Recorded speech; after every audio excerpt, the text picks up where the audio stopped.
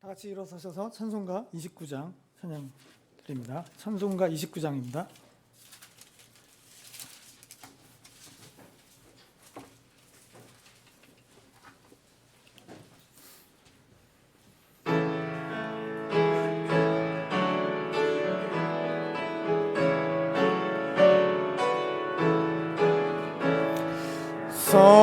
성도여 다 함께 할렐루야 아멘. 주 찬양하여라 할렐루야 아멘. 주 보좌 앞에서 택하신 은혜를 다 찬송하여라 할렐루야 아멘. 만문을 열어라 할렐루야 아멘. 하늘 울려라 할렐루야 아멘. 인도자 되시며 친구가 되신 주, 그 사랑 끝없다 할렐루야 아멘. 주 찬양하여라 할렐루야 아멘. 찬양은 끝없다 할렐루야 아멘. 거룩한 집에서 주 은총 기리며 늘 찬송 부르자 할렐루야 아멘. 아멘. 하나님 아버지 감사드립니다. 이 시간 죄로부터 또한 지옥의 권세로부터 예수님의 피로 구속받은 은혜를 감사하며 주님께 경배와 찬양을 드리며 감사드립니다. 주님께서 이 땅 가운데 세우신 교회와 또한 우리 각자에게 허락하신 가정을 마지막 때 이 시간 가운데서 더욱더 든든히 세워가도록 우리를 도와주시옵소서. 여러 가지 재난과 역병과 지진 등 우리에게 예측할 수 없는 많은 일들이 있으나 우리에게 허락하신 말씀을 통해서, 그리고 또 우리와 함께 계신 성령님의 위로와 권고를 통해서 우리의 믿음이 더욱더 견고해지고 주님을 더욱더 신뢰하는 우리의 삶이 되기를 소망합니다. 또한 우리의 또 모든 안전이 주님으로부터 오고 우리가 하는 일들, 사역들, 또 우리가 우리의 가정을 세우고 우리가 하는 일들, 모든 일들이 주님께서 일하시지 않는다면 헛됨을 기억하고 더욱더 주님께 나아가는 삶 되게 도와주시옵소서. 또한 우리에게 이 마지막 때 가운데서 더욱더 깨어있고 또 우리 교회에게 맡겨주신 사역들, 성경 출간하는 사역, 또 새로 세워지는 교회를 돕고 또 선교 사역을 돕고 성도들과의 교제를 통해서 교회가 더욱더 든든히 세워져 갈 수 있도록 도와주시옵소서. 오늘 경배와 말씀 선포 가운데 풍성한 하나님의 은혜와 임재하심이 함께하기를 소망하며 감사드리며 예수님의 이름으로 기도드립니다. 아멘. 다 같이 앉아주십시오. 찬송가 473장 찬송 드리는 후에 헌물 기도가 있겠습니다. 473장입니다.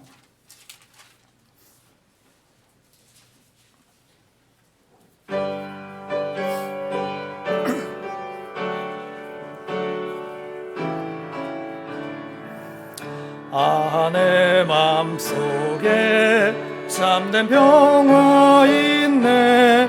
주 예수가 주신 평화. 시험 닥쳐와도 흔들리지 않아. 아 귀하다 이 평안함. 주가 항상 항상 계셔 내 맘속에 주가 항상 계셔 기쁘다 주 나의 맘에 계셔 위로하시네 어찌 내가 주를 떠나 살까 귀한 평화 내가 받고 보니 모든 슬픔 사라지고 맘의 기쁨 넘쳐 주를 찬양하네 평화의 임금 예수 주가 항상 계셔 내 맘속에 주가 항상 계셔 기쁘다 주 나의 맘에 계셔 위로하시네 어찌 내가 주를 떠나 살까 주 날개 아래 내가 사는 동안 이 보배를 빛내리라 기쁜 그날이 와 주를 만나 뵐 때 그 평화 영원하리 주가 항상 계셔 내 맘속에 주가 항상 계셔 기쁘다 주 나의 맘에 계셔 위로하시네 어찌 내가 주를 떠나 살까 아멘.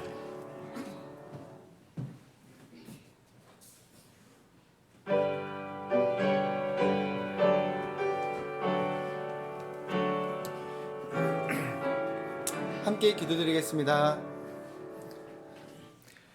살아계신 하나님 아버지 감사합니다. 이 시간에도 하나님께서는 살아계시기에 우리와 함께 계시고 이처럼 주님의 양떼를 주님의 이 몸된 교회 안으로 모아주시사 하나님의 말씀을 듣고 또한 찬양하며 주님의 임재 가운데서 주님께 영광 돌릴 수 있는 이와 같이 기회 주신 것 주님께 감사드립니다.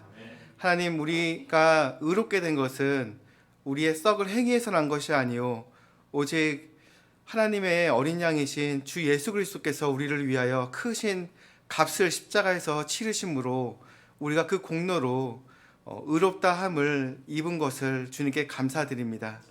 이 시간 참으로 우리의 삶 가운데서 우리의 마음을 통하여 영광 받으실 분은 오직 피 흘림 당하여 죽으셨던 그 어린 양이신 예수님임을 이 시간 기억하여 주님께 영광 돌리길 원합니다.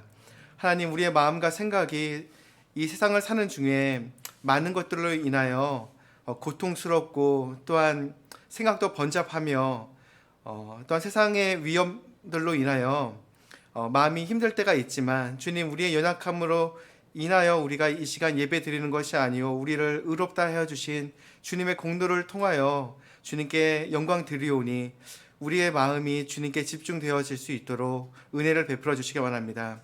참으로 주님께서 영과 진리로 경배 드리는 자를 찾으신다 말씀하셨습니다.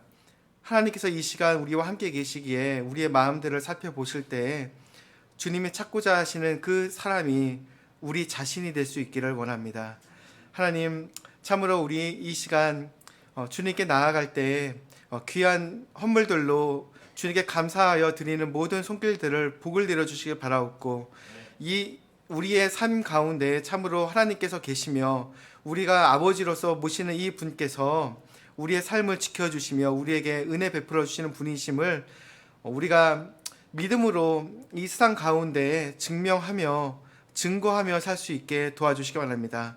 또한 주님, 우리가 이 시간 하나님의 말씀을 사모합니다. 사람이 빵으로만 살 것이 아니요 하나님의 입에서 나오는 모든 말씀으로 사신다 말씀하였습니다. 이 하늘과 땅을 창조하신 그 말씀이신 하나님께서 이 시간 우리에게 말씀하실 때 먼저 말씀을 선포하는 우리 목사님에게 크신 은혜와 긍휼로 붙들어 주시고 오직 하나님의 말씀이 영광 받으시며 또한 선포하는 그 입술을 통하여 들리는 그 말씀이 우리가 사람의 말로 듣고 기억할 것이 아니라 하나님께서 나에게 지금 이야기하신다는 그와 같은 거룩한 임재 가운데서 주님과의 인격적인 교제 안으로 들어가 우리가 말씀 가운데 순종하며 우리가 말씀을 붙잡고 하루를 또한 한 주를 또한 승리하며 살 수 있는 그와 같은 말씀이 되길 원합니다. 주님, 참으로 하늘에서부터 만나를 내려주시길 바라옵고 우리가 듣고자 하는 말씀이 지식이 부족하여 참으로 이 세상이 허망하게 죽는다 말씀하셨는데 참으로 오늘 필요한 말씀, 이 세상에 필요한 진리의 말씀, 참으로 우리를 구속하여 주신 그 은혜와 하나님의 아름다우신가, 참으로 우리가 돌아갈 날까지 우리의 삶 가운데서 말씀으로 우리를 이야기하여 주시는 그 하나님의 말씀임을 믿음으로 받아들이며 듣고 순종할 수 있게 도와주십시오. 오늘 예배를 거룩하게 구별해 주시기 원합니다. 우리 주 예수님의 이름으로 기도드렸습니다.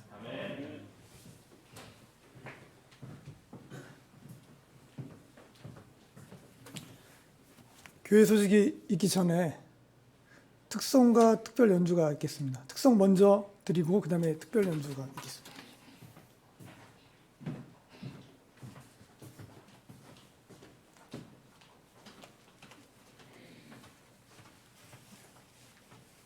(531장) 드리겠습니다.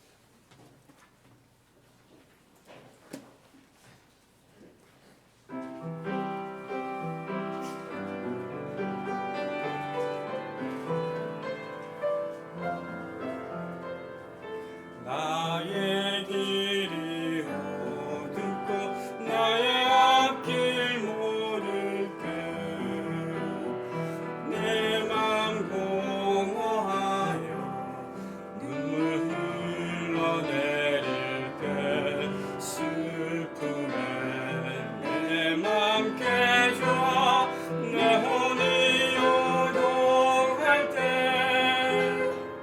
내가 하는 한 가지 내 주님 계시네. 주님의 길은 완전하시네. 그 사랑에 대해 나 이해 못해도 주님의 길은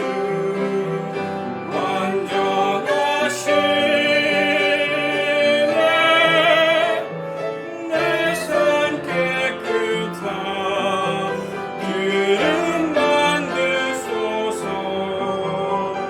실수가 없는 주님의 길.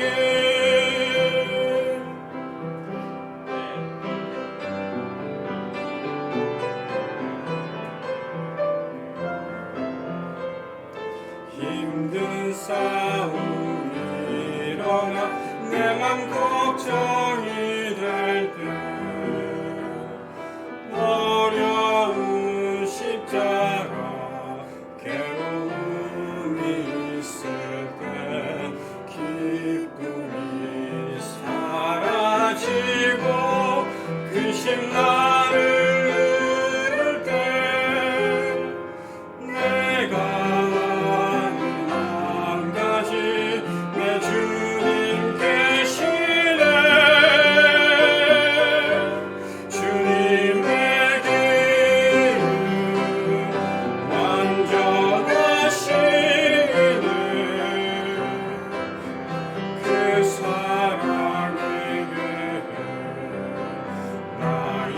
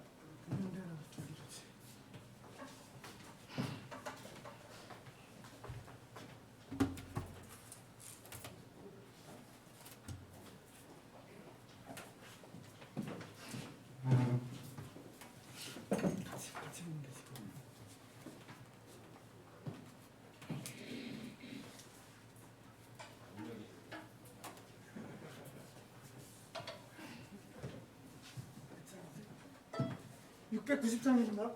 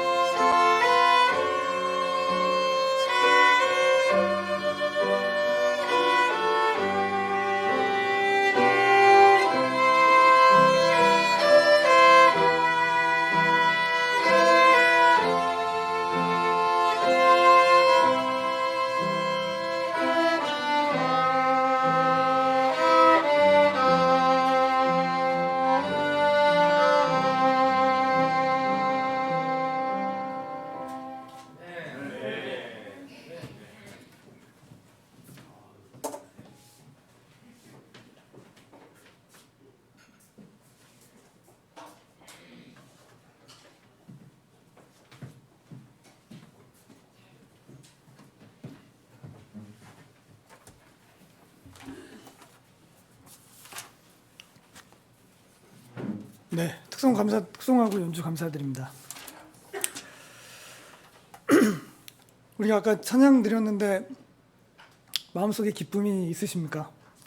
사실 우리의 그 삶을 보면은 사실 기쁜 일보다는 그렇지 않은 일들이 더 많을 거라고 생각이 되지만, 우리가 이제 우리 자신과 우리의 주변 일들이 아니라 결국은 주님을 바라볼 때 우리가 그런 기쁨을 회복할 수 있을 거라는 생각이 되고요. 그래서 우리가 주님의 계획은 완전하시고 라는 것을 기억하면서 기쁘게 경배와 찬양을 드렸으면 좋겠습니다. 계속해서 3월 21일자 교회 소식입니다. 자, 첫 번째로 정부의 방역 지침이 다음 주일 3월 28일에 변경 발표된다고 합니다. 그래서 개인 건강에 유의하시고 예배 모임이 완전히 회복되도록 기도해 주시기 바랍니다. 그리고 시흥시 정왕동에 세워지는 소망침례교회는 현재 내부 공사 중에 있고요. 교회에서 필요한 부품이나 기구들은 거의 준비가 됐습니다. 그래서 기도한 물질로 지원해 주신 모든 분께 감사드리고요. 모든 준비가 끝나 예배를 드릴 수 있을 때까지 계속 기도해 주시기 바랍니다.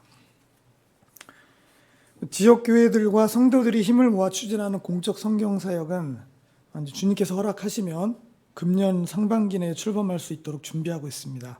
끝까지 잘 마무리가 될 수 있도록 기도해 주시기 바랍니다. 자, 수요 예배 기도 제목은 그 뒷면에 기도 제목 참조해 주시고요. 3월 셋째 주입니다. 이제 벌써. 자, 마태복음 1장 1절 성경 암송 9절 다 같이 봉독하시겠습니다. 시작. 다윗의 자손이시요 아브라함의 자손이신 예수 그리스도의 세대에 대한 책이라. 마태복음 1장 1절 말씀. 아멘.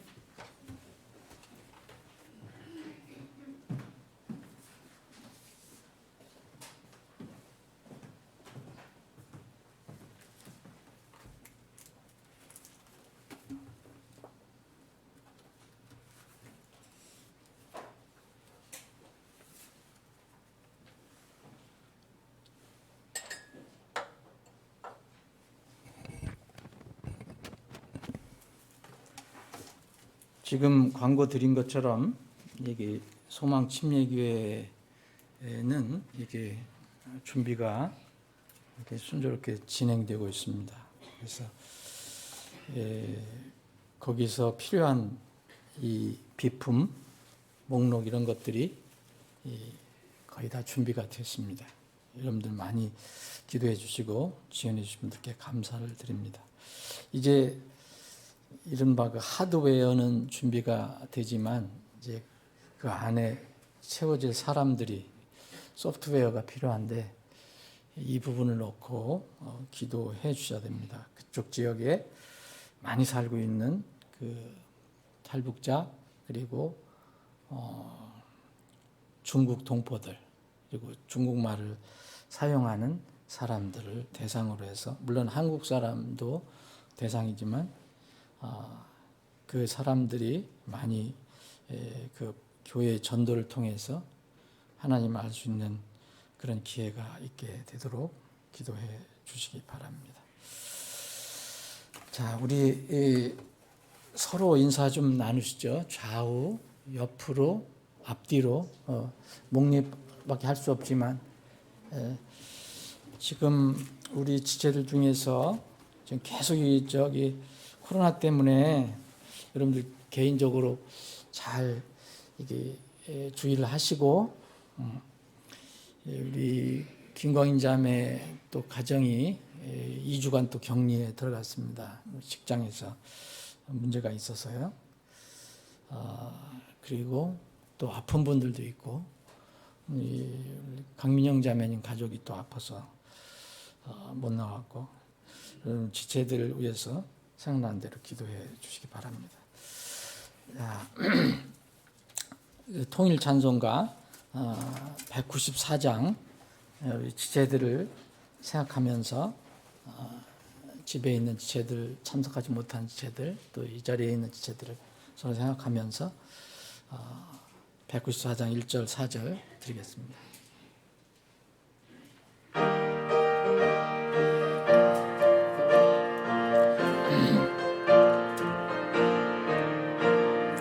우리를 죄에서 구하시려 주 예수 십자가 지셨으니 기쁘게 부르세 할렐루야 나 구원 얻었네 찬송하세 찬송하세 주님 나를 구하셨네 찬송하세 찬송하세 주가 구원하셨네 우리가 이 세상 떠날 때에 예수의 손목을 굳게 잡고 영원히 즐거운 천국에서 주와 함께 살겠네 찬송하세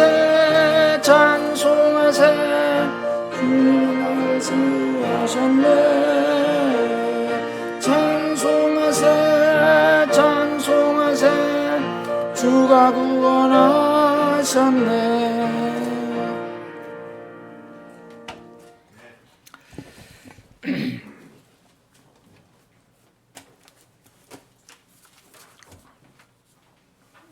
우리는 매일매일 이렇게 살아가지만 이것이 모여서 이런 이제 역사가 되는데 우리는 역사 속에 살고 있습니다. 이 인간의 역사는 수레바퀴처럼 반복된다고 흔히 말합니다. 해 아래서 새 곳이 없다고 성경에서 얘기하는 것처럼 전에 일어난 일들이 또 다시 일어나기도 하고 또 잊혀졌다가 또 일어나기도 하고 합니다. 하나님께서 수없이 경고해 주시고 예고해 주시고 예언해 주셨던 성경에서 큰 그 사건들만 생각해 봐도 노아의 홍수라든지 롯의 사건, 소돔과 고모라의 불심판 사건, 이런 일들이 일어날 때도 전에 일어났던 그 유사한 똑같은 일은 아니더라도 하나님께서 경고하셨던 그런 일들이 또 반복되는데 사람들은 또 그 역사 속에서 이렇게 파묻혀 살아갑니다. 예루살렘이 멸망당할 때도 수많은 사람들이 그 경고를 들었고 하나님의 예고를 들었고 했는데 이른바 귀에 무슨 경을 읽는다는 말처럼 우의독경이었고 이른바 소수의 사람만 말씀을 귀담아 듣고 준비했다고 성경은 말하고 있습니다. 지금도 똑같은 이런 역사가 저는 반복되고 있다고 생각합니다. 우리가 지금 살고 있는 이 시대에 굉장히 평온한 것 같지만 어떤 밑에서 무슨 뭐가 끌어오르는 것 같은 그 억제되어 있지만 그 속에서는 엄청나게 끌어오르는 그런 용암덩어리 같은 것들이 지금 솟구쳐 나오려고 하는 그런 시대가 아닌가 생각해 봅니다. 하나님 말씀을 우리가 읽으면 그러합니다. 세상은 하나님 말씀에 그러나 전혀 무관심합니다. 근데 우리 하늘의 시민권자가 있는 하나님의 성도들은 하나님 말씀에 좀 민감해야 합니다.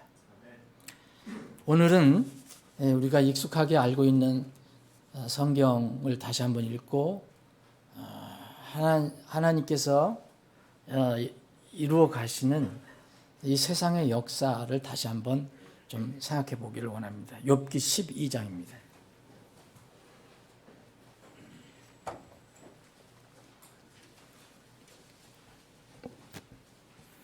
욥기 12장 10절부터 읽겠습니다. 제가 읽겠습니다. 제가 가지고 있는 성경. 살아있는 모든 것들의 혼과, 우리 성경은 모든 생물의 혼이라고 되어 있는데 모든 생물의 혼과 모든 인간의 호흡이 그분의 손에 있느니라. 귀가 말들을 시험하지 아니하느냐?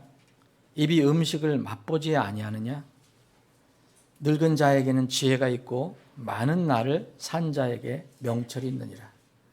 지혜와 힘이 그분께 있고 계략과 명철도 그분께 있나니 보라, 그분께서 허무신 즉 다시 세울 수 없고 그분께서 사람을 가두신 즉 열지 못하니라. 여기 그분이라는 건 물론 여러분 아실 겁니다. 4절에 보면 내가 하나님을 부른다 이랬습니다. 욥이 하나님을 말하는 겁니다. 보라, 그분께서 물들을 막으신 즉 물들이 마르고 또한 그분께서 물들을 보내신 즉 물들이 땅을 뒤엎나니 힘과 지혜가 그분께 있고 속는 자와 속이는 자가 그분께 속하였으므로 그분께서 좋은 자들을 노략하사 끌어가시고 재판관들을 어리석은 자가 되게 하시며 왕들의 결박을 푸시고 띠로 그들의 허리를 동이시며 통치자들을 노략하사 끌어가시고 강력한 자들을 넘어뜨리시며 믿을 만한 자들의 말을 제거하시고, 여기 이제 우리 성경은 계속 이어서 했는데 이 그분 하나님을 계속 강조합니다. 하나님께서 이렇게 하신다. 영어 성경 가지고 계신 분들 보세요. 그분께서 하나님께서 이렇게 하신다. 18절도 하나님께서 이렇게 하신다. 19절도 하나님께서 이렇게 하신다. 20절도 하나님께서 믿을 만한 자들의 말을 제거하시고 늙은 자들의 명철을 빼앗으신다. 21절도 마찬가지입니다. 22절, 23절, 24절 계속 마찬가지입니다. 하나님께서 통치자들을 멸시를 쏟으시고 강력한 자들의 힘을 약하게 하신다. 하나님께서 어둠 속에서 깊은 것들을 찾아내시고 사망의 그늘을 빛으로 끌어내신다. 23절 그분께서 곧 하나님께서 민족들을 흥하게도 하시고 망하게도 하시며 그분께서 하나님께서 민족들을 크게도 하시고 다시 작게도 하시느니라. 24절입니다.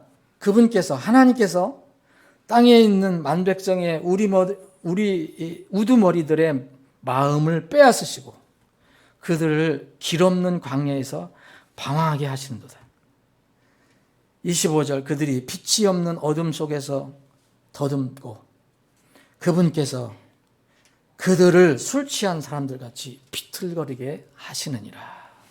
아버지 하나님, 오늘도 저희들에게 복된 주일을 허락해 주시고 몸과 마음 건강함을 주시어서 이렇게 하나님 집에 모여 주님을 찬양하고 경배할 수 있게 이 귀한 기회 허락해 주심을 감사합니다.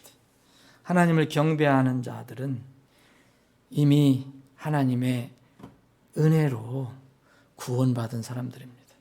구원받지 못한 사람들은 경배할 수가 없습니다.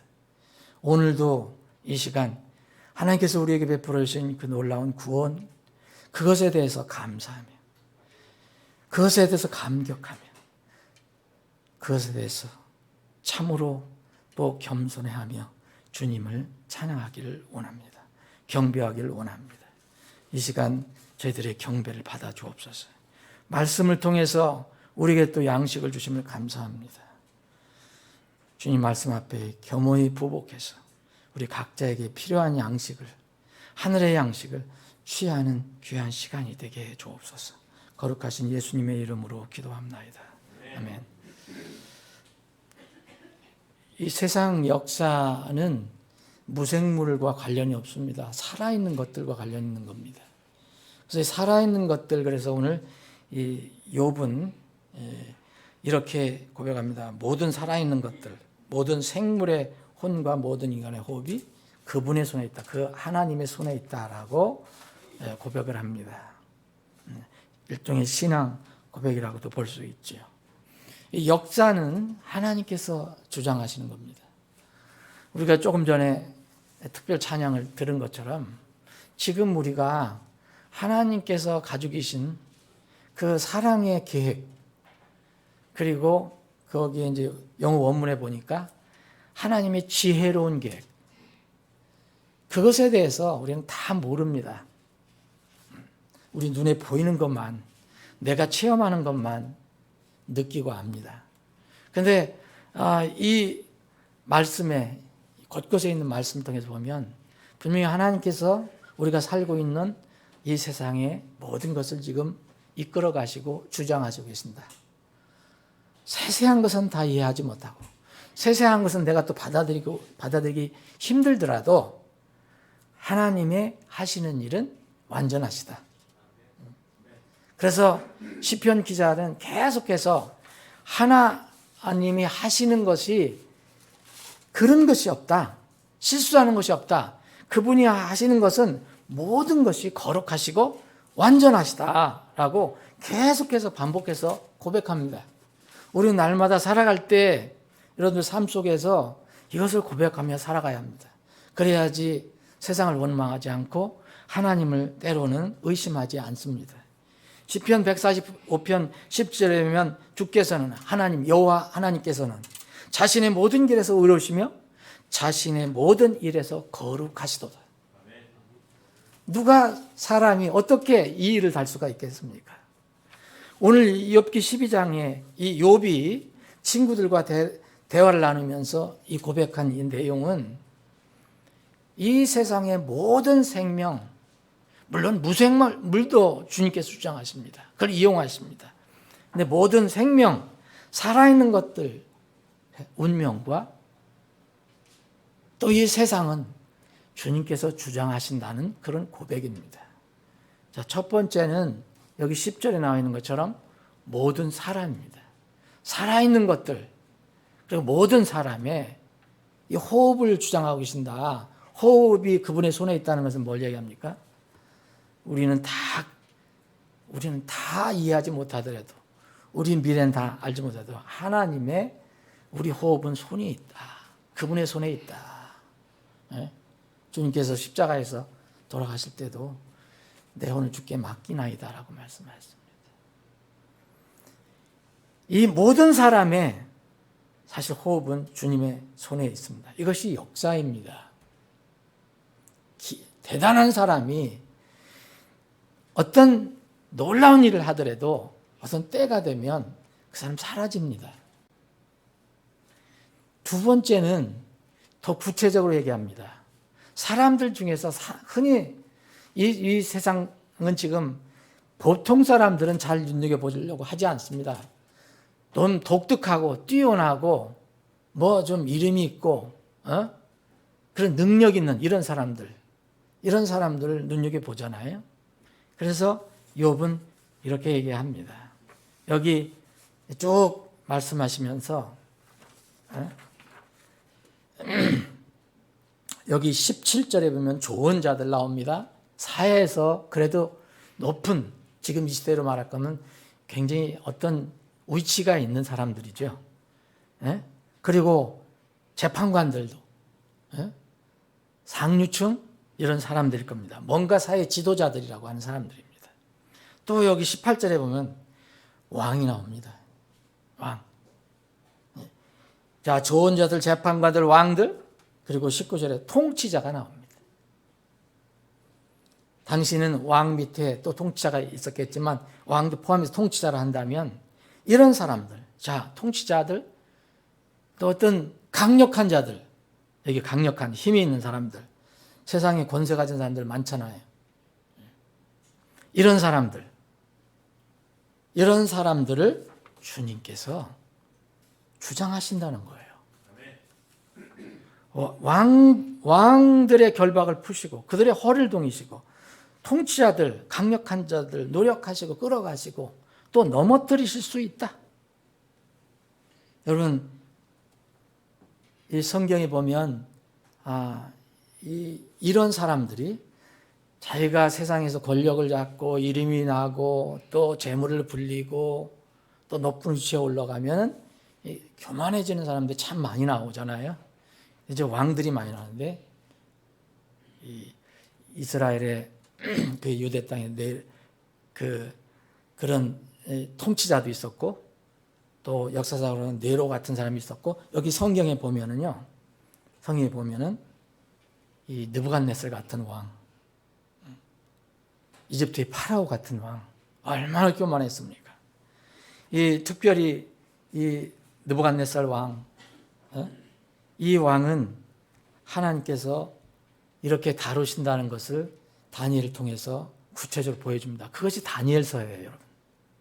다니엘서 4장을 보시면 느부갓네살 왕, 그때에 하늘 나는 새도 떨어지고 그냥 말하는 것이 법이고 사람을 목숨을 마음대로 할 수 있는 이런 바벨론 느부갓네살 왕이 하나님의 징계를 받습니다. 7년, 7대를 하나님께서 그냥 느부갓네살을 탁 쳐서 죽일 수도 있었지만 하나님의 계획 가운데서 이스라엘과의 관계가 있어서 그 느부갓네살을 쓰시려고 그 계획을 세우셔서 이 느부갓네살 왕을 이제 그 교만함을 완전히 없애버리시려고 7대를 짐승처럼 만들어버립니다. 다니엘서 4장 읽어보십시오. 7년 동안 땅의 풀 가운데서 짐승처럼 지내게 해요. 소처럼 풀을 먹게 하고 또 그러니까 몸엔 이슬이 젖고 머리털은 독수리 깃털처럼 자라서 그 뭐 사람이 아니죠. 짐승이죠. 왜? 이 손톱은 발톱 손톱은 그냥 새 손톱처럼 길게 자라나고 꼭 동물이죠. 동물. 이렇게 하셨습니다. 7년 동안. 그렇게 하신 목적이 나와요. 거기에 보면. 어떻게 왜 그렇게 하셨느냐가 하나님께서 직접 다니엘을 통해서 알려주십니다. 이거를 이 느부갓네살은 그 듣고 겸손하게 그것을 받아들였어요. 인정을 했어요. 그래서 살아나서 그래도 하나님의 도구로 나름대로 쓰여지게 됩니다. 하나님께서 그렇게 하신 것이 뭐냐면 그 목적은 다니엘서 4장 17절 일부만 제가 읽어드리면 그 목적은 지극히 높으시니가 사람들의 왕국에서 다스리시고 자기 뜻대로 그것을 누구에든지 주시며 또 사람들 중에서 가장 비천한 자를 그것 위에 세우시는 줄을 산자들이 알게 하려 함이라. 우리는 지금 살고 있습니다. 자, 25절에 보면 이 소처럼 풀을 먹게 하고 이슬로 왕을 적시리니 7대가 왕이 위로 지나간 뒤에야 비로소 왕이 지극히 높으시니가 사람들의 왕국에서 다스리시며 자신의 뜻대로 그것을 누구에든지 주시는 줄 알게 될 것이라. 여러분, 교만한 사람이 이런 체험하지 않고서는 정말 스스로 깨닫기는 어렵습니다. 그래서 아예 처음부터 주님 앞에 엎드리는 게 좋은 거예요. 계속해서 이야기합니다. 3번이나 32절 보면 지극히 7대가 내 위로 지나간 뒤에야 비로소 내가 지극히 높으시니가 사람들의 왕국에서 다스리시며 자기 뜻대로 그것을 누구에게든지 주시는 줄을 알리라. 느부갓네살은 이것을 깨닫고 알게 되었습니다. 비로소 알게 된 거예요. 모든 통치자들, 지금 욥이 말하는 모든 통치자들 여기서 얘기하는 권력자, 백성의 우두머리, 여기에 또 보면은 여기 24절에 보면 땅에는 만백성의 우두머리들.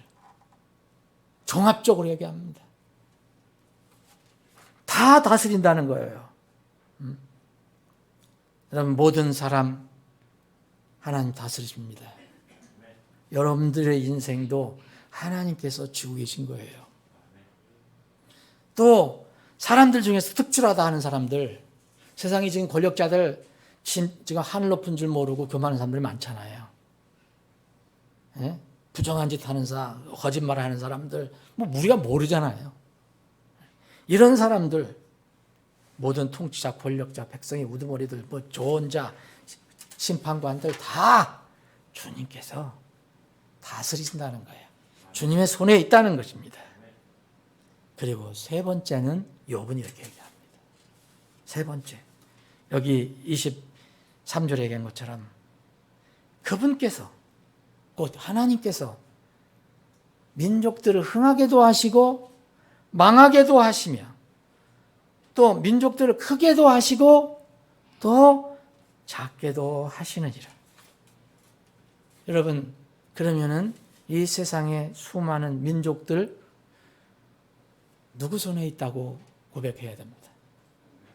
여러분들, 우리나라의 우리 민족들, 우리 한민족이라 얘기하면 우리 한민족의 운명은 누구 손에 있습니까? 우리 하나님 손에 있습니다. 민족들이라는 말이 나오잖아요. 이제 여기서 민족들, 영어로 nations로 해서 복수로 얘기하고 있습니다. 한 민족이 아니라 여러 민족, 세상에 여러 민족이 있잖아요. 나라로만 해도 세상에 지금 세계에 200여 국이 됩니다. 그런데 이 수많은 민족은 더 많습니다. 민족은 한 국가에 수십 개의 민족이 있으며 수백 개의 민족이 있어요. 이 민족들 운명도 주님께서 쥐고 계신다. 그러면 하나님께서 이 마지막 때에 이 민족들을 어떻게 다루실까를 한번 깊이 생각해 보는 것도 꼭 필요하다고 생각합니다. 몇 년 전에 우리가 여름 성경 수련회 때 민족들을 하나님께서 어떻게 다루시는가에 대해서 좀 넓게 우리가 공부를 해본 적이 있습니다. 이 민족들은 노아의 홍수 이후에 생기게 됐습니다. 그 전에는 민족들이라는 말이 나오지 않습니다. 민족이라는 말은 바로 노아의 홍수 이후로 나오는데 창세기 10장 32절에 보면 이들은 노아의 아들들의 가족들 곧 그들의 세대들에 따라 민족들대로 노아의 아들들의 가족들이라 홍수 이후에 이들로 말미암아 땅에서 민족들이 나뉘어졌더라. 벌써 창세기 10장을 여러분들 잘 읽어보시면 그 당시 창세기 10장에서 소개된 민족이 무려 70여 개. 이건 나라를 얘기하는 건 아닙니다. 먼저 민족이 갈라져야 됩니다. 이 민족이 나옵니다. 그런데 창세기 12장에 나가면 이제 민족들 중에서 한 민족이 나와요. 한 민족. 그게 창세기 12장입니다. 창세기 12장에는 이렇게 주님께서 말씀을 기록해 주셨는데 창세기 12장 너를 축복하는 자들에게는 내가 복을 주고 너를 저주하는 자에게는 내가 저주를 내리니 내 안에서 모든 가족이 복을 받으리라. 2절에 보면 이 말씀을 하기 전에 내가 너로부터 큰 민족을 만들고 내게 복을 주어 내 이름을 크게 하리니 내가 복이 되리라. 자, 하나의 큰 민족을 만드신다고 얘기했어요. 앞에 창세기 10장에는 벌써 민족들이 나옵니다. 여러 민족의 노아의 아들들 통해서 민족들대로 갈라지기 시작해요. 그런데 여기 창세기 12장에서는 아브라함을 한 사람을 부르시면서 한 민족, A 네이션을 얘기해요. 이 민족이 어떤 민족인지 여러분들 아시죠? 아브라함을 통해서 이루어진 민족입니다. 이 민족은 한 민족이에요. 우리 한 민족에서 우리나라 한 민족이 아니고 중국의 한 민족도 아니고 하나의 민족이라는 거예요. 예? 분명히 성경을 이렇게 이야기하고 있습니다. 근데 창세기 15장에 넘어가면 또 한 민족이 나와요. 이것을 주님께서 말씀할 때는 이집트 민족을 얘기해요. 그래서 하나의 민족들을 주님께서 언급을 하십니다. 자, 창세기 12장에 나와 있는 이 민족은 여러분 이제 이스라엘 민족이라는 걸 여러분들 아실 겁니다. 자, 이스라엘 민족을 통해서 아브라함을 통해서 이루시는 큰 민족, 한 민족인데 이 민족을 통해서 이 민족을 이제 곧 아브라함을 저주하는 자는 저주를 할 거예요. 또 아브라함 복을 비는 자는 복을 주겠다는 약속하십니다. 이런 독특한 한 민족이 주님을 통해서 나타나게 되는 겁니다. 이 민족, 독특한 한 민족이 있고 많은 민족들이 있습니다. 그래서 이 많은 민족을 하나님께서 어떻게 보시느냐? 이사야서 40장에 보면 보라 민족들은 물통에 한 방울 물 같고 저울에 작은 먼지같이 여기느니라. 보라 그분께서는 매우 작은 것을 드시듯 섬들 드시니라. 그분 앞에서 모든 민족들은 아무것도 아니니. 여러분 이 느부갓네살이 떵떵거리면서 바빌론이 최고다 그랬지만 하나님 그거 아무것도 아니야. 때가 되니까 이 민족을 무너뜨리시고 다른 민족을 세우십니다. 여기 욥기 12장 23절에 또 민족들을 흥하게도 하시고 망하게도 하시고 또 민족들을 크게도 하시고 작게도 하시고. 여러분 이거는 우리 역사 속에서 정말 인정해야 됩니다. 내가 받아들이고 싶지 않아도 하나님 말씀은 그대로 인정해야 됩니다. 그래야 우리가 미래를 바라보는 눈이 열립니다. 그런데 한 민족을 얘기했잖아요.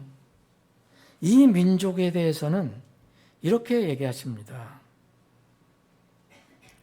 이 민족은 영원할 것이다 라고 얘기해요.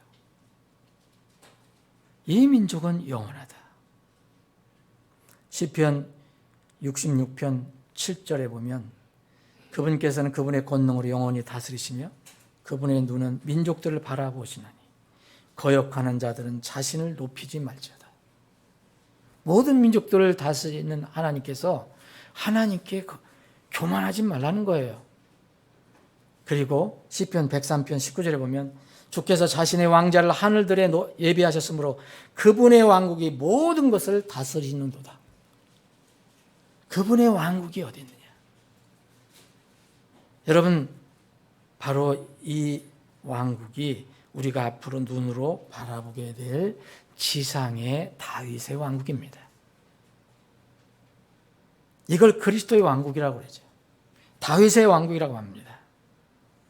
그러면 다른 민족들은 뭡니까? 다른 왕국들은 뭡니까? 세상 나라, 세상 왕국들에 대한 하나님의 최종 계획은 이렇습니다. 하나님께서 정하신 기간에만 세상 나라들이 존재합니다. 그런데 하나님이 정하신 어떤 때가 오면, 곧 주님이 오시면 이 모든 세상 왕국들은 멸망당하고 오직 하나님께 세우시는 한 왕국만 영원히 세워집니다. 다니엘서 2장에 바로 그 말씀해 주는 거예요. 바벨론서부터 로마까지 대표적인 큰 왕국 4개가 다 망하고 여기에 세계의 모든 왕국이 다 들어가 있는 거죠. 그리고 마지막 한 왕국만 영원히 남는다고 했습니다. 이 왕국이 어떤 나라겠습니까? 이 왕국은 아브라함에게 약속하신 대로 아브라함의 씨가 건설하는 바로 그 왕국입니다. 물론 이 왕국, 나라는 망하지만 민족은 살아남는 민족도 있습니다. 자, 이사야서 60장 12절에 보면 너를 섬기지 하지 아니하는 민족과 왕국은 멸망하리니 너는 이스라엘입니다. 참으로 그런 민족들은 완전히 피폐하게 되리라. 그리고 여러분 요한계시록 읽어보면 뒤에 마지막 환란 때 하나님께서 심판할 때 보면 많은 민족들이 나옵니다. 그런데 어떤 민족들은 이제 심판을 받는다고 나와요. 근데 끝까지 여러분들 살펴보시면 구원받아서 살아있는 민족들도 나옵니다. 그런 민족은 어떤 나라는 망해도 그 민족은 살아남는다는 것을 알 수 있습니다. 그건 뭐냐면은 어떤 나라는 없어질 수 있어도 그 나라에서 어떤 민족, 이 민족은 살아남을 수 있다는 것입니다. 여기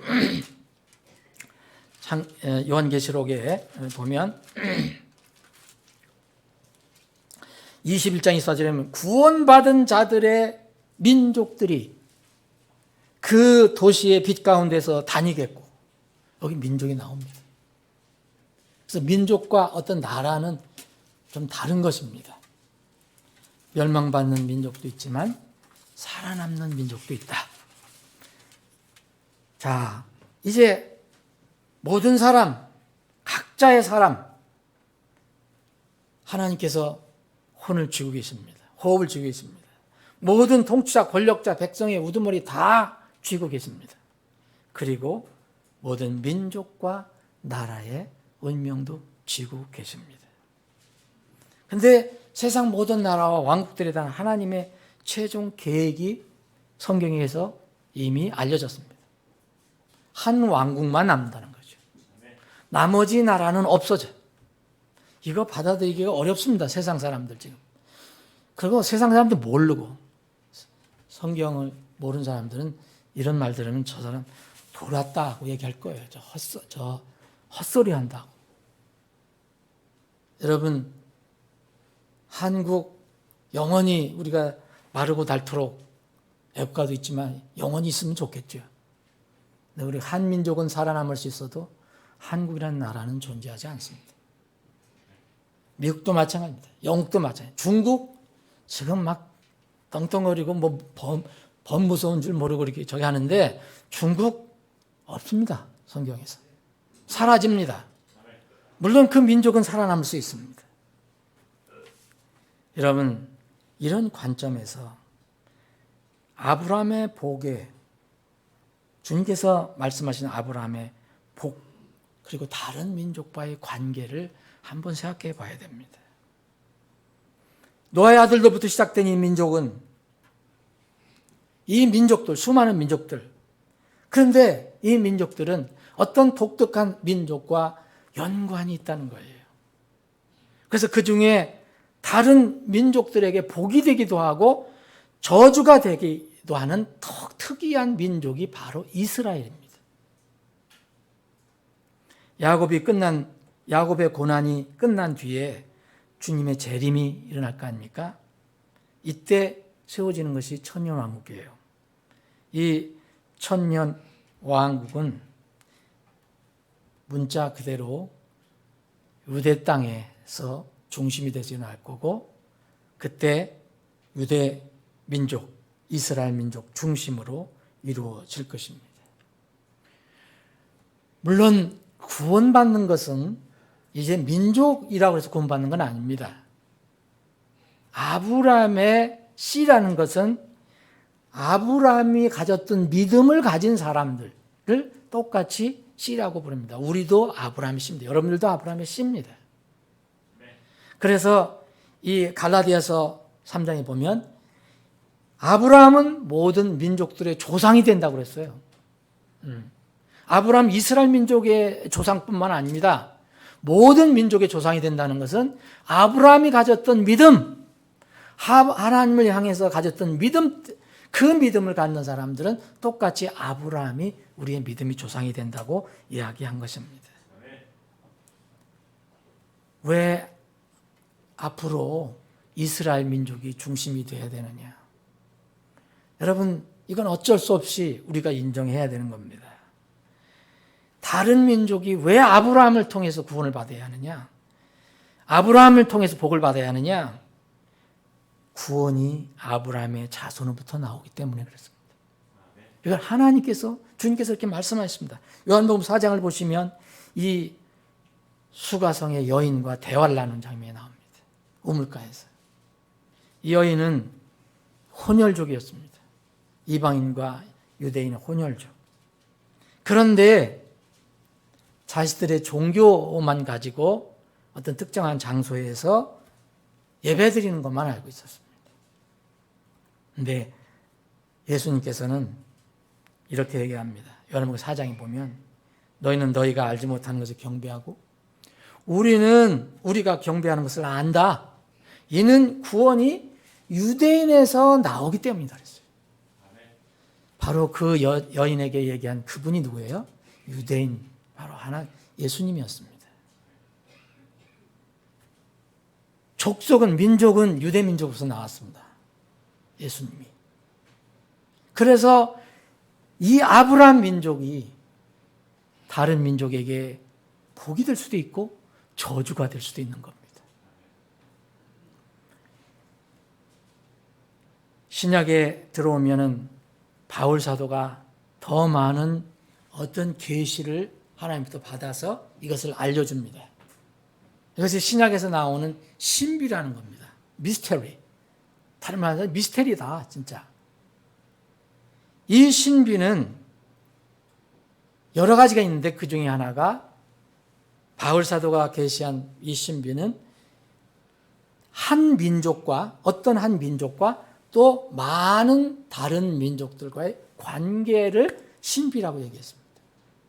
그 신비가 뭡니까?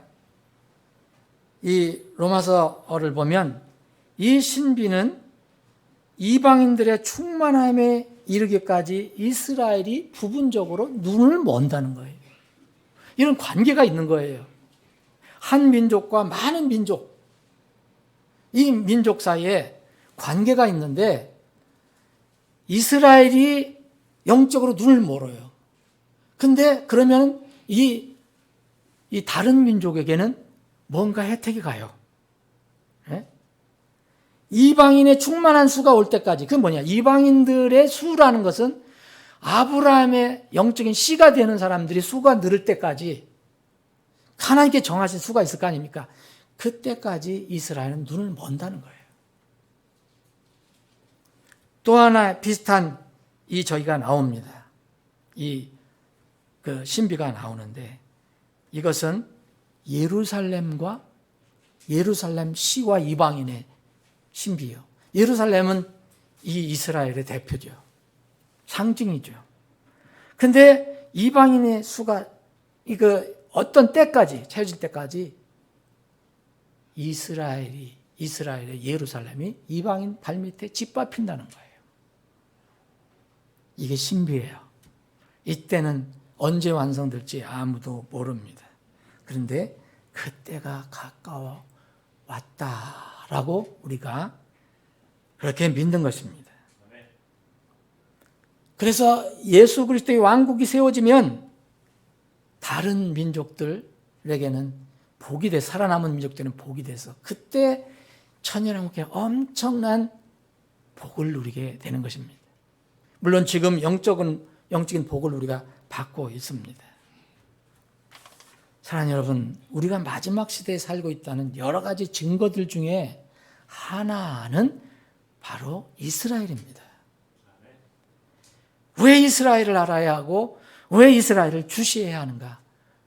우리 마음 선호에 달려있는 게 아닙니다. 이건 하나님 말씀에 달려있어요.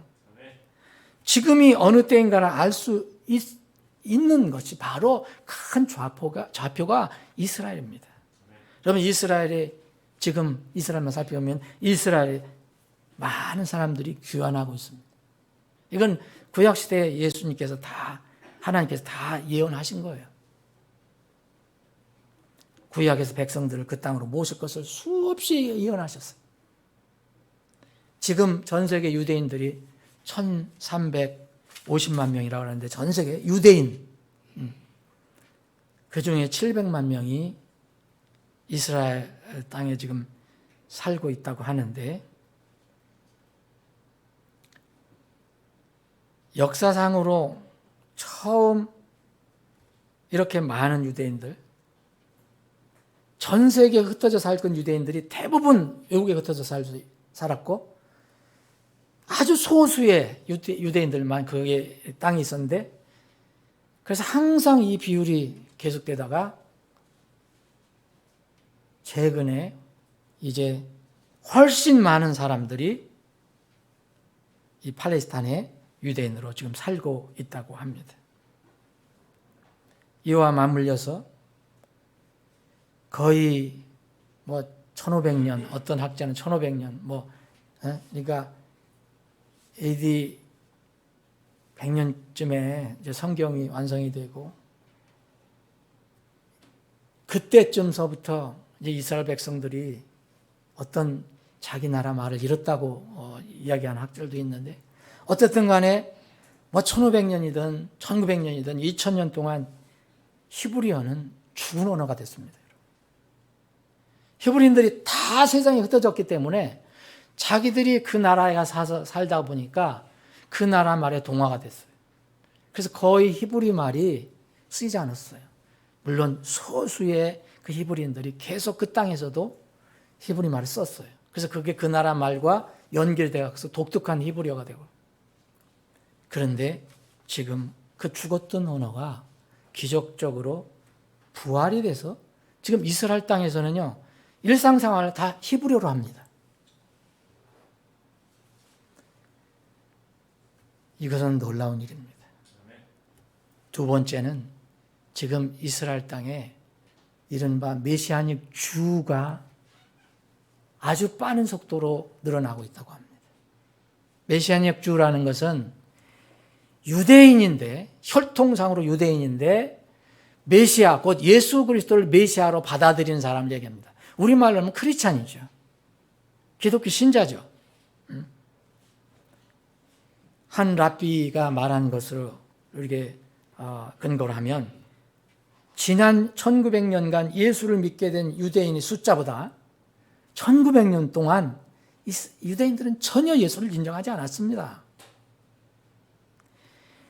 지난 1900년간 예수를 믿게 된 유대인의 숫자보다 지난 19년간, 이게 2018년에 한 말입니다. 이게 딱 이제 이스라엘이 독립하고 1948년 독립하고 70년이 됐을 때 한 말입니다.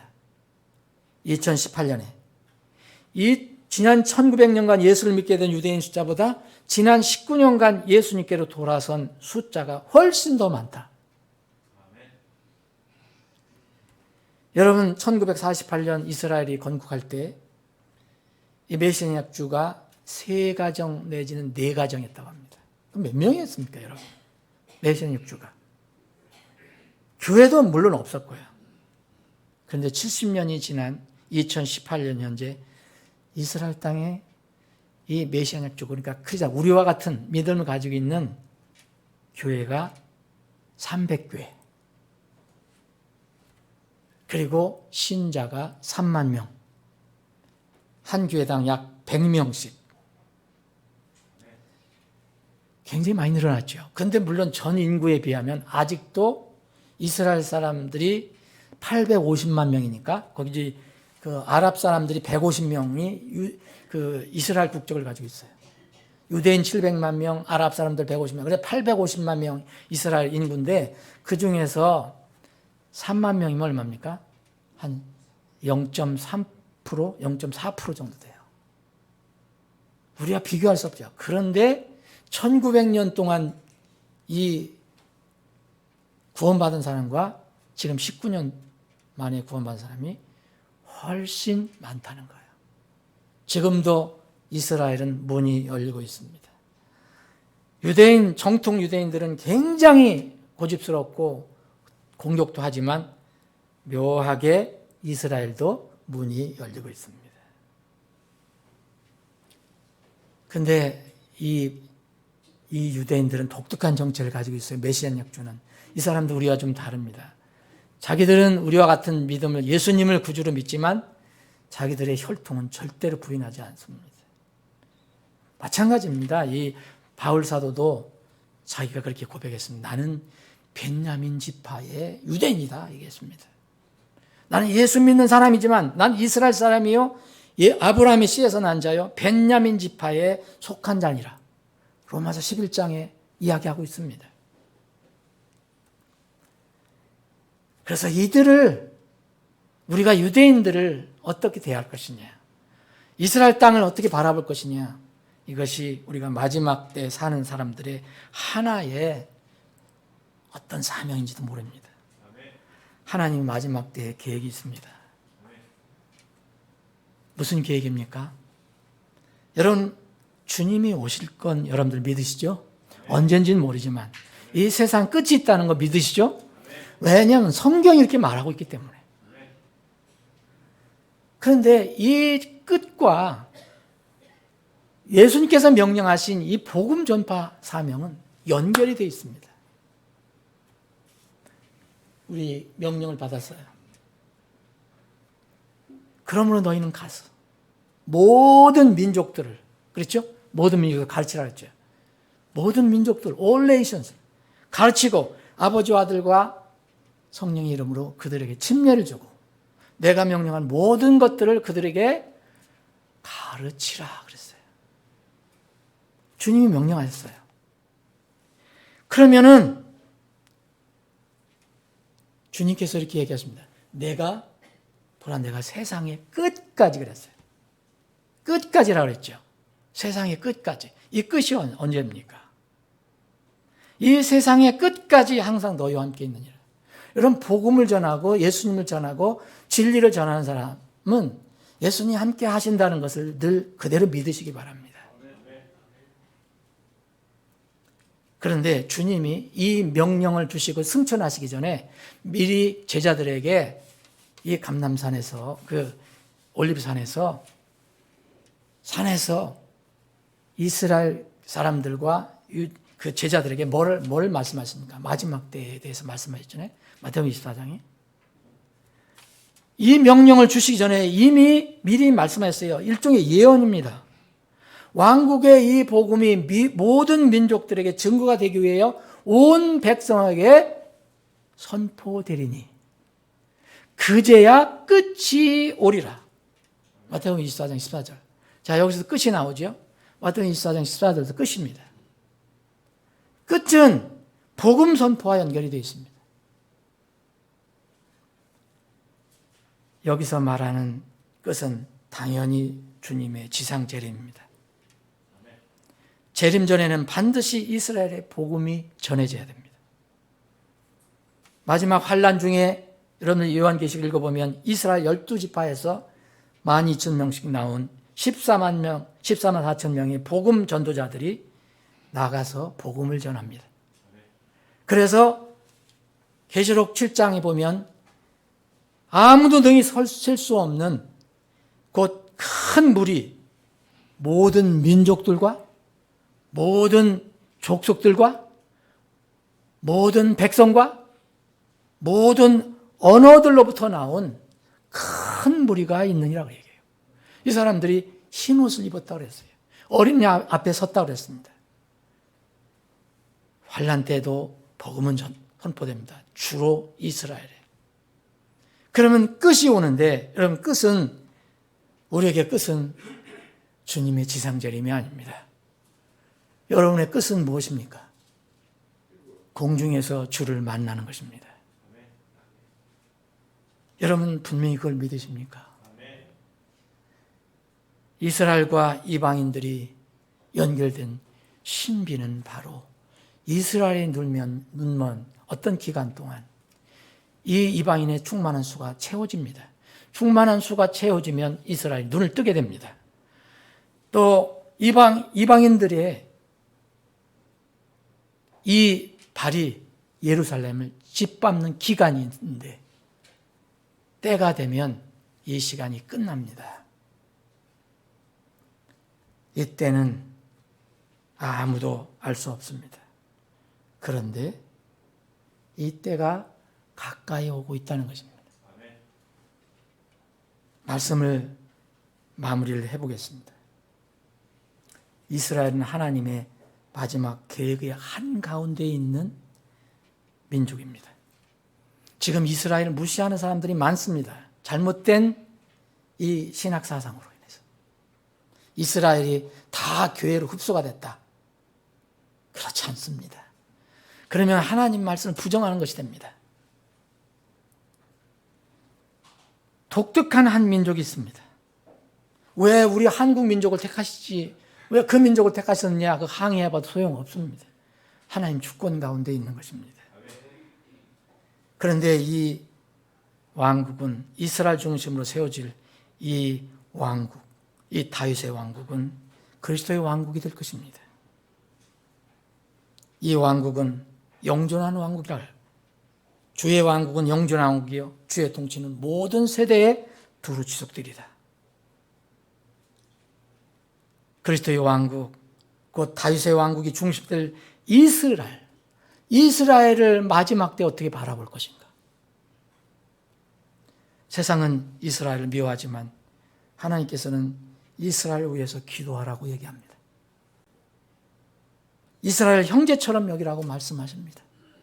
이스라엘 형제처럼 여기라고 말씀하신 그 결과를 마태복음 25장의 민족 심판에서 설명하고 계십니다. 마지막에 그렇게 심판하실 것입니다. 예루살렘의 화평을 위해 기도하라. 너를 사랑하는 자는 형통하리라. 이스라엘을 사랑하는 자, 예루살렘을 사랑하는 자. 현재 약 200여 개의 나라가 있습니다. 유엔 회원국 기준으로는 193개인가 195개국이 됩니다. 올림픽 기준으로는 훨씬 더 많고 또 무슨 월드컵 기준으로는 훨씬 더 많습니다. 200 몇 개가 넘습니다. 이게 민족으로 구성되어 있기 때문에 나라는 나라보다 민족은 훨씬 더 많습니다. 이 수많은 민족과 나라 중에서 주님 재림 전에 마지막 때 주목해야 할 두 나라가 있습니다. 두 나라는 바로 이스라엘과 한국입니다. 왜 한국이 마지막 때에 눈여겨봐야 할 나라인가? 이 부분은 다음 주에 계속해서 말씀드리겠습니다. 우리는 우리 나라와 민족을 위해서 날마다 기도하고 있습니다. 또 우리는 이스라엘을 위해서 기도하고 있습니다. 왜 우리가 이스라엘을 위해 기도하고 우리 민족을 위해서 기도해야 하는지 그 이유가 성경에 있습니다.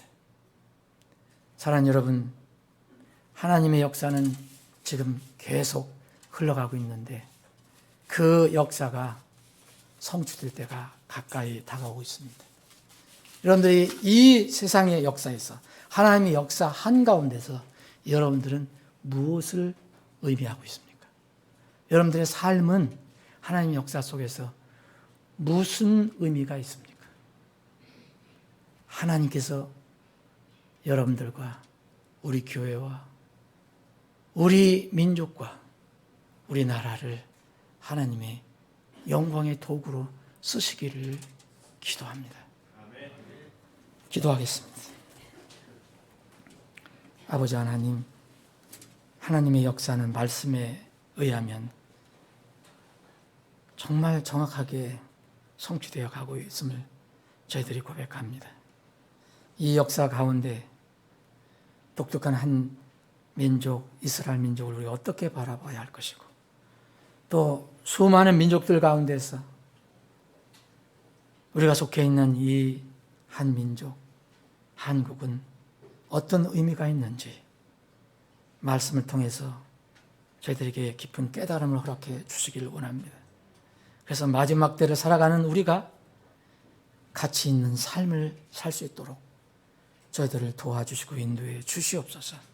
우리 각자를, 우리 사랑하는 지체 각자를, 우리 가정을, 우리 교회를, 우리 민족을 하나님의 영광의 도구를 위해서 크게 써 주시옵소서.